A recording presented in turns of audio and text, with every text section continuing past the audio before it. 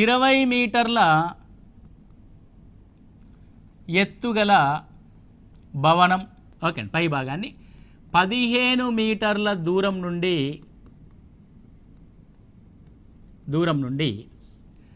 30 డిగ్రీల ఊర్ధ్వ కోణంతో పరిశీలిస్తే లేదంటే డి దూరం నుండి అనండి డి దూరం నుండి 30 డిగ్రీల ఊర్ధ్వ కోణంతో పరిశీలిస్తే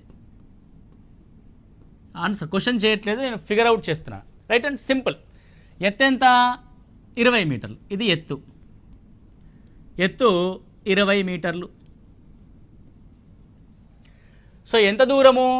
ఈ భవనం నుంచి డి అనే దూరంలో పరిశీలకుడు ఉన్నాడు కాబట్టి ఇక్కడ అబ్జర్వర్ ఉన్నాడు. అబ్జర్వర్ ఎక్కడున్నాడో ఆడ ఒక స్టార్ మార్క్ పెట్టుకో. అబ్జర్వర్ ఉన్నాడు. ఈ భవనం యొక్క పై భాగాన్ని అబ్జర్వ్ చేస్తున్నాడు. ఇప్పుడు 30 డిగ్రీలు అనేది ఊర్ధ్వ కోణం కదా పైకి చూస్తున్నప్పుడు, కాబట్టి కింద నుంచి చూస్తున్నాం కదా మనము, కాబట్టి ఇక్కడ 30 డిగ్రీలని మనం తీసుకోవాలి, 30 డిగ్రీస్. రైట్, ఇది మనము ఫామ్ చేయాల్సిన ట్రయాంగిల్.